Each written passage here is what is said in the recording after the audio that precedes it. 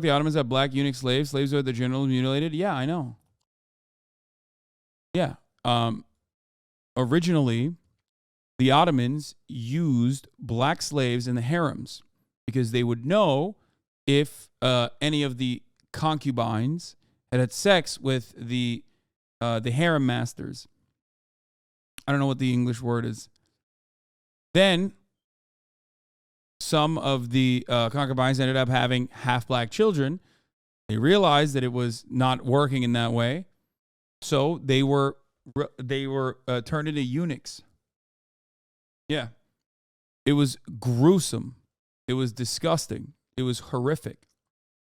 Absolutely. Are there Afro Turks though? Yes, I believe there is a incredibly tiny group of Afro Turks that live around the Aegean Sea in Izmir, I think, like in a surrounding region of Izmir, but like very, very small number. Or is it in Muğla? Oh, I thought it was around Izmir.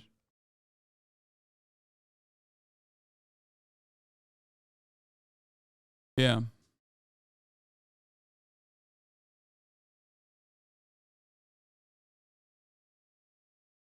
There was even a black eunuch who became the Sultan's most important official that managed the harem in the 17th century. Yeah, the major difference between, and this is not in any way, shape. Oh, Muğla also in Izmir. Bodrum. I was thinking Bodrum for some reason. The one major difference between slavery in different cultures, and I'm not like super familiar with slavery in different cultures, but I can make a comparison to the Ottoman Empire, and this is in no way, shape, or form a defense of slavery at all. It's not. Obviously, insane and inhumane. But the major difference in the Ottoman Empire's like Janissary program was that oftentimes the outside of like what we just talked about with respect to eunuchs, they were hyper educated and elevated to the highest rungs of society. Like it was mostly like this is unimaginable in any other program, in any other way. Yeah, it was it's like hard to comprehend from Western standards. And yes, the best way to describe it is that it's not that Ottoman slavery was good, but chattel slavery was by far the fucking worst. Yeah. And this isn't like some indentured servants were able to get liberty later down the line, so it's not as bad or anything like that. I'm saying like the express purpose of you're a Clippers dream streamer. No, this is not whitewashing. It's so frustrating to have this conversation because people will immediately go, oh no, you're whitewashing the legacy of like a horrific practice. Not. Because I'm not describing something as an objective good. I don't think it's good. But there is no other. I don't know, but Ottomans used to chop heads off if you didn't convert to Islam. This is a laughable sentiment, and you know nothing about the history of the Ottoman Empire or anything beyond just Western understandings of history, I think. Notoriously fucking wrong. Like the exact opposite, as a matter of fact. No, there was jizya, a tax for non-Muslims, but the notion that there was like actual fucking head chopping going on outside of war is not correct. Why are you defending it so hard, though? It's what I defend every single fucking time when any kind of conversation comes up where people's false understandings of certain concepts end up playing a fucking role in what they're saying. I'm not defending the Ottoman Empire. I'm defending what actually happened throughout history. This is not a difference in opinion. This is not a personal bias.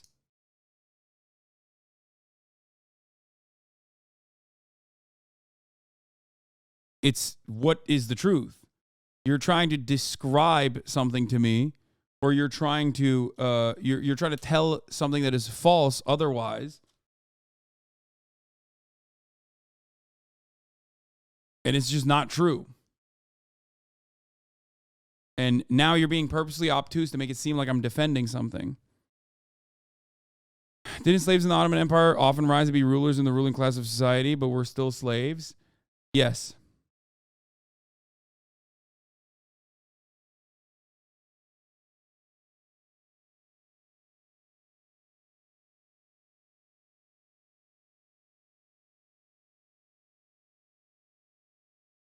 Describing different degrees of bad is always going to bring out the bad faith Andes? Yes.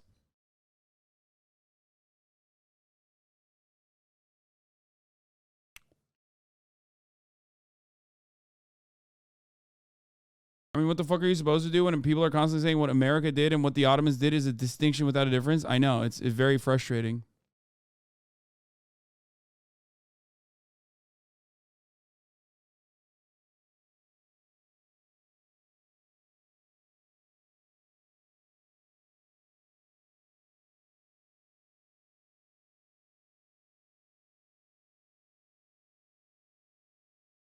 How is it slavery if they were paid? Brother, what do you mean? You can still, like, what? No, you can, yeah, you can still be enslaved. It's like in prison, under coercive conditions, you still engage, you are forced to engage in acts of labor. You get paid a fucking cent, but it doesn't matter. It's still technically slavery. Labor under coercive conditions would technically still be slavery. It's a different degree of slavery, but it's still slavery. You know? The American carceral structure relies on this distinction. But yeah, the Devshirme system is child levy enslavement by which Christian Albanians, Bulgarians, Croats, Greeks, Romanians, and Serbs were taken, levied, subjected to forced circumcision and conversion to Islam, and incorporated into the Ottoman army. It was like the OG child. It was the OG child warlord brigade, I guess, if you want to consider it that. The Janissaries were also considered to be the most elite squadron, as they, you know, there it is, as they were the most elite squadron of warriors. That sounds like Roman slavery. No, it is literally. Yes, it is. It is very, very similar in many respects, but it's the Ottomans doing it, and they're Muslim, so obviously you're not going to get a lot of you're not going to get a lot of like similar mythologizing, because in the Western world, white people can associate with the Roman Empire as like this incredible force of good, despite doing, you know, unimaginable acts of cruelty, just like every other empire has. But you will never fucking, you will never see it in the same way, because, you know, this is a Muslim empire, so obviously they're bad.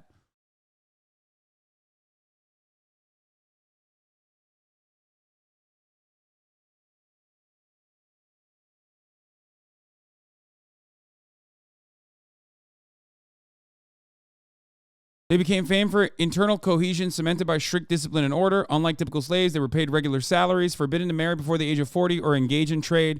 Their complete loyalty to the Sultan was expected. Also, another fun fact from a labor historian perspective, Janissaries were one of the first formations of united labor action and collective bargaining in a process where they would, this was called kazan kaldırma, they would eat out of these gigantic fucking cauldrons. This massive military force that is tasked with protecting the empire, the protecting the emperor. Okay, they would eat out of these massive cauldrons. So at times of austerity, when there wasn't enough wealth in the coffers to pay them the regular wages that they were due, they would get together and basically do something similar to a strike, where they would take those massive cauldrons and flip them. That's what kazan kaldırmak means in Turkish.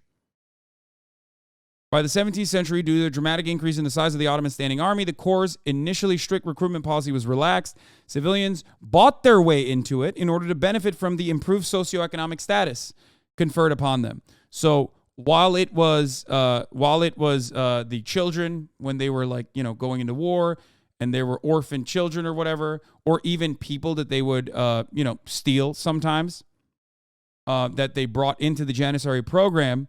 People would literally bribe their way into the Janissary program, specifically because of the upward social mobility that they got from being a part of the Janissary program. People would basically bribe so that their children could get into it, in order to benefit from the improved socioeconomic status.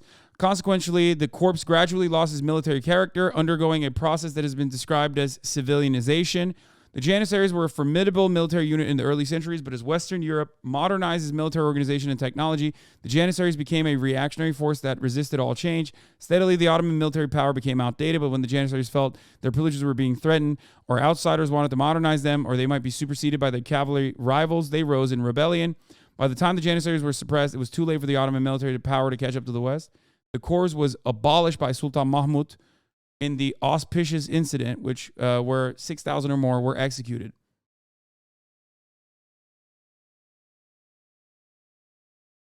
Even Dracula's little brother, after they became wars of the Ottoman Empire, was like, this place rocks. I'm learning so much. And Dracula was old enough to be bitter and hated it. Yeah.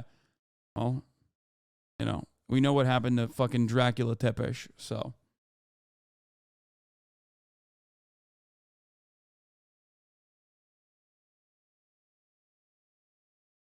Also, chattel slavery wasn't just horrific because we didn't get paid. It was also because of the dehumanization, the forced westernization, the fact that we were stripped of our heritage. Women were raped regularly in the breeding farms that popped up after the transatlantic slave trade was abolished, so and so forth.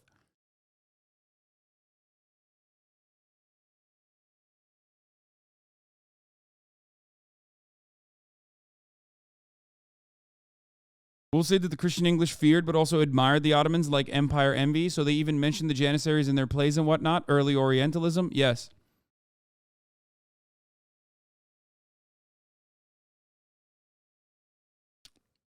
From the 1380s to the 1648, the Janissaries were gathered through the Devshirme system, which was abolished in 1648. This was the taking, enslaving of non-Muslim boys, notably Anatolian and Balkan Christians. This is why a lot of Christians will talk about like the Christian slave trade, the anti-white, anti-Christian slavery that happened in the hands of the Ottoman Empire. Jews were never subjected to devshirme, nor were children from Turkic families. There is, however, evidence that when Jews tried to enroll in the system, Jews were not allowed in the Janissary army, and so, in suspected cases, the entire batch would be sent to the imperial arsenal as indentured laborers. Ottoman documents from the levy of the winter of 1603 to 1604 from Bosnia and Albania wrote to draw attention to some children as possibly being Jewish. According to the Encyclopedia Britannica, in the early days, all Christians were enrolled indiscriminately. Later, those from what is now Albania, Bosnia, and Bulgaria were preferred. Yeah. Oh, for those of you who also don't know, the treatment of Jewish people across the board within the Ottoman Empire is also very unique in terms of how Jewish people were being treated everywhere else at the exact same time frame. This is not revisionist history either. This is also factually accurate. The Ottoman Empire was seen as such a was seen in comparison to other places as such a free society for Jewish people to live in that Theodor Herzl originally went to the Ottoman Empire at the time to try and buy Palestine, basically, essentially to create the nation state of Israel. He was, of course, told that was not going to happen. The Ottoman Empire also, everyone hated Jews at the time, but they hated them way less than most other European. Not only did they hate them way less, but the Ottoman Empire literally opened its doors to Jews that were escaping pogroms, specifically from Spain, if I'm not mistaken. I think it was Spain, right? In comparison, is doing some Olympic level heavy lifting there. Yeah, I mean, if you are seen as a safe harbor for Jews that are fucking escaping pogroms, yeah, I would say that yes, dude. Would you not consider that to be fucking, good and better in comparison? What the fuck do you mean? Yeah.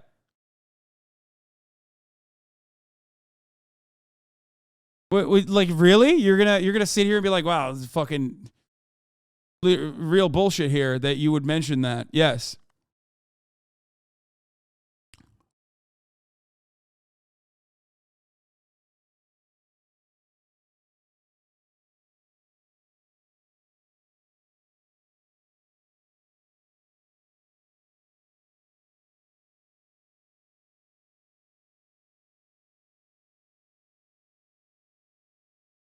Then why say in comparison? Why not say it was a bastion? Because it's a different time, and ultimately, obviously, in comparison to like today's conditions, it was still worse overall. So, you know, um, I'm not like the foremost historian on. Wait, what? Your misunderstanding is not my fault, you fucking dingus. That's insane that you got mad at me for literally grabbing on, latching on, acting like you know better, getting fucking owned in the marketplace of ideas, and then subsequently doubling down by making it my fault. That's an insane problem on your end, not me. What the fuck? This says a lot about you that I was forced to have the most cynical interpretation of everything you're saying. Take a breath and reconsider the way you're, analyzing the things I'm saying.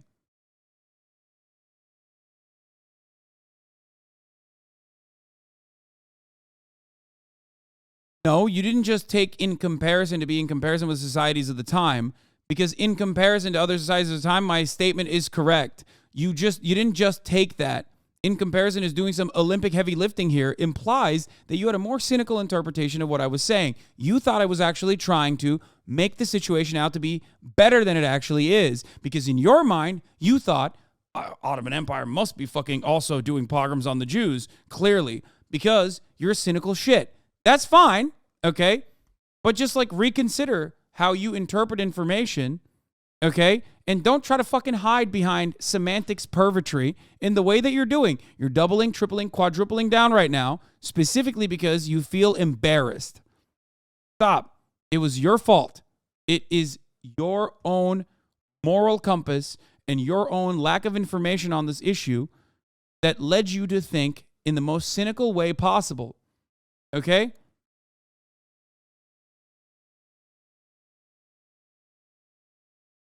Stop it. It's okay to admit that you are wrong. It's okay to admit that you're wrong. Stop. You're doing it. You're still doing it. You're doing it. You're doing it. You're doing it. You're still doing it. He's still saying in comparison to what? Yes, in comparison to pogroms, the Ottoman Empire and its treatment of Jewish people was better. Significantly better. And then I was specific, and you're still doing... Okay, fuck you. Suck my cock, you fucking idiot. God damn it. God, I fucking despise you. You fucking worm. You little fucking wormy shithead. Holy fuck. Still going. Still going. Compare my cock inside of you, okay? You dense weasel. Can't stand it. He just can't fucking be like, okay, I was wrong. Now I learned something. +1 permanent hate watcher. I mean, fuck this guy, dude. Holy shit. What are we debating here? That he misunderstood what I was saying and he's like still going off and on and on? This is one of the worst parts about anonymity. In a normal circumstance, literally, if we were sitting in a fucking auditorium or a stadium where there's 27,000 people and that fucking dickhead got the microphone, it says some dumbass shit and I sent him his way, he would be laughed out of that room. But here, under the guise of anonymity, he thinks he can fucking put on his like Death Note ass music on and do this like anime villain sequence in his mind when he's just being a fucking idiot and then consistently doubling down, tripling down, quadrupling down on his idiocy. That's the issue.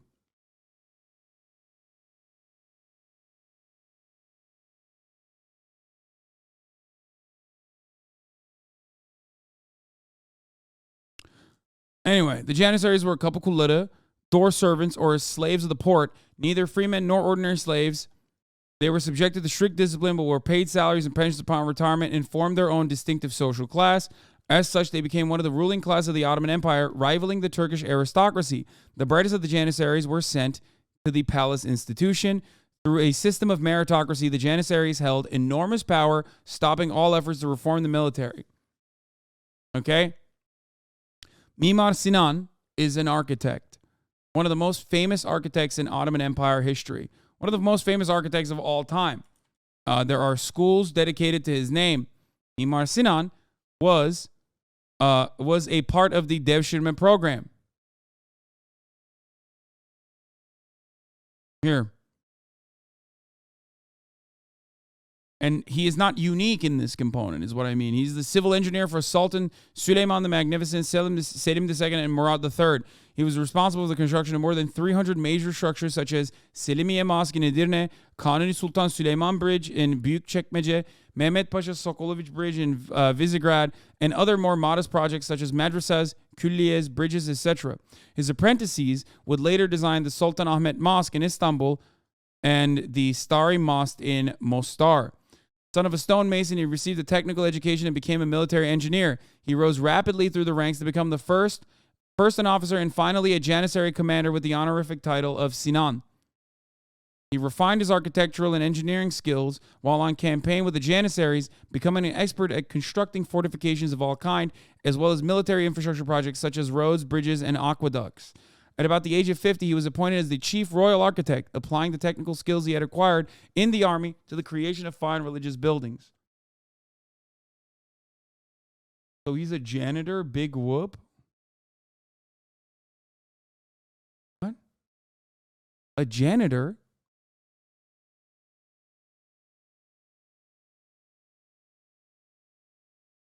I'm describing to you like, God, I hate having a conversation about like any kind of Eastern, Middle Eastern, any kind of like Eastern history with a profoundly uncivilized group of barbarian Angloids who just have this like unearned sense of this unearned sense of entitlement from their uncivilized ancestors who didn't even know how to fucking wipe their asses and died by the millions, who have just like dominated the planet, is just so nasty. It's just it's so stupid. It's like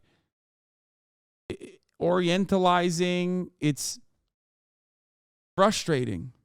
Unearned sense of knowing history. You mean unearned sense of knowing history? What the fuck do you mean knowing what history? If you knew history, you wouldn't be fucking talking out of your ass when we're having a conversation about this.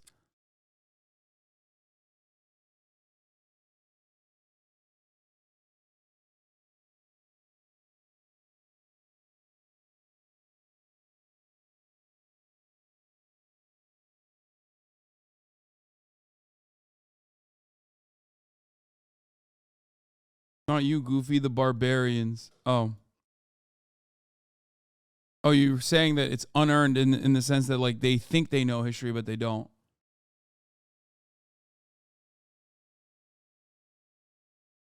The chatter meant that Western culture, specifically America, is so full of itself that it assumes it knows history when it doesn't. Yeah.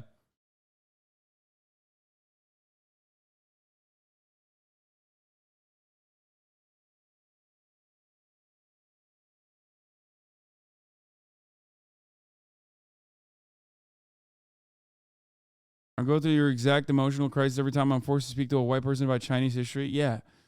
It's like,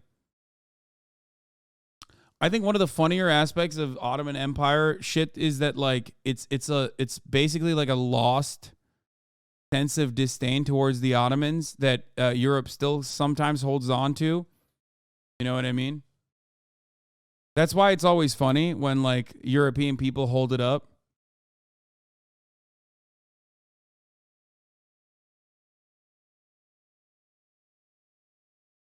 Not ranking slavery here. Crimes against humanity be crimes against humanity. Slavery in the Muslim world was never tied to imaginary superiority, inferiority over so-called race.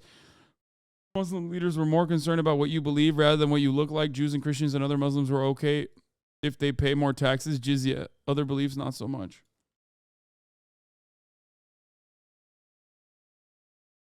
Anyway.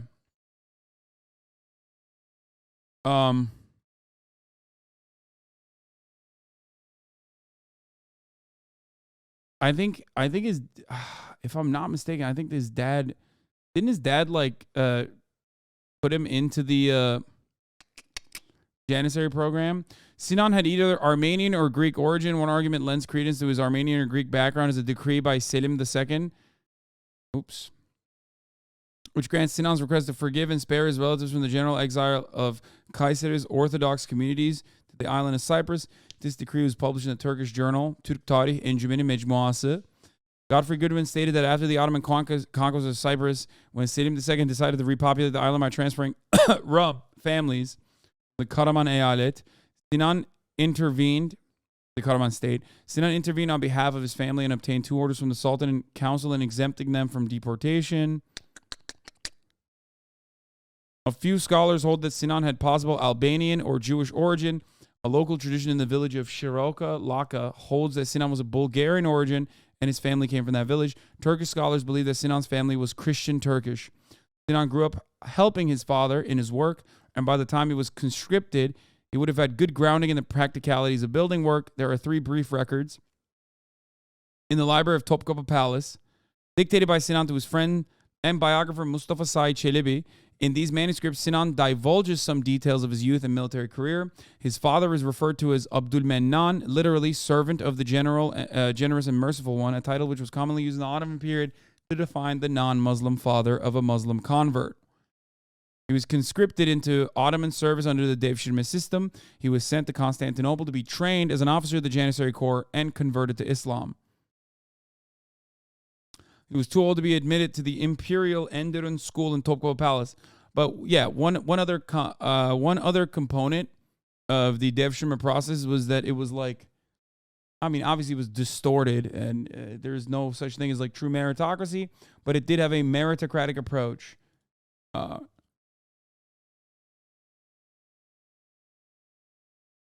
was with you on the ride in awe of a eunuch becoming an architect legend. No. This guy's not a eunuch. No, the Janissaries were not eunuchs. They were even allowed to have wives after the age of 40.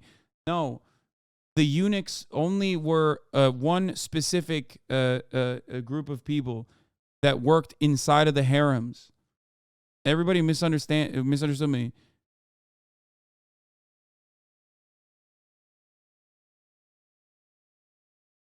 They would take, in the Ottoman Empire, the Devshirme process was one where they would take either orphan children of like Albanians and the like, Bulgarians, orphan children that were non-Muslim from their conquests, and they would bring them into the Devshirme program where they would be converted to Islam, and then they would be a part of this like super disciplined elite military brigade.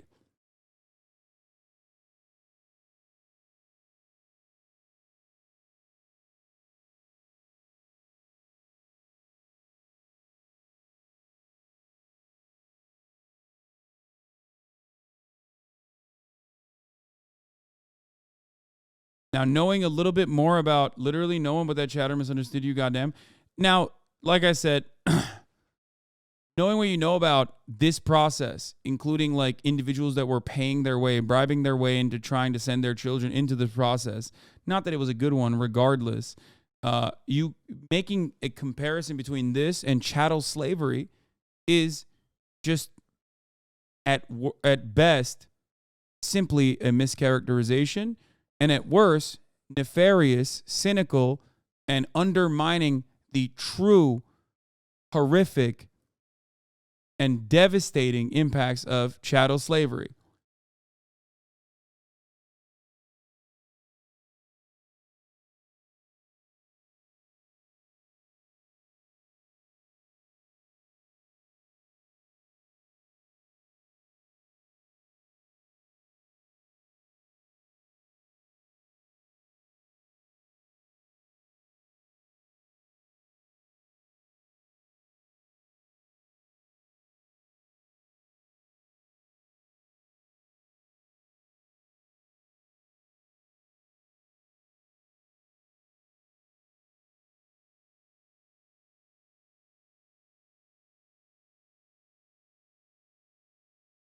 Also agreed. I run into the Irish were slaves, 2 guys all the time on site. Exactly.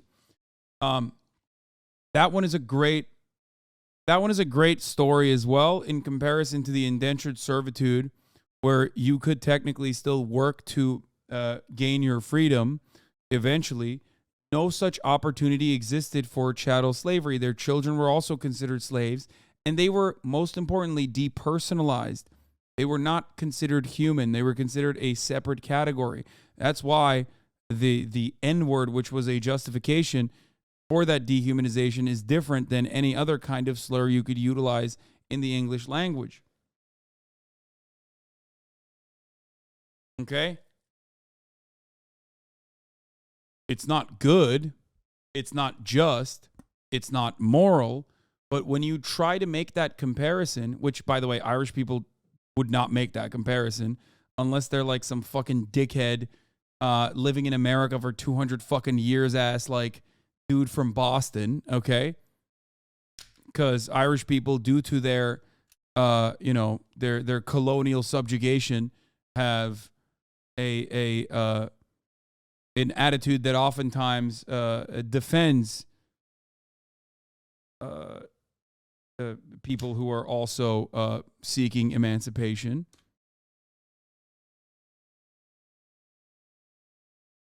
But there's a reason why.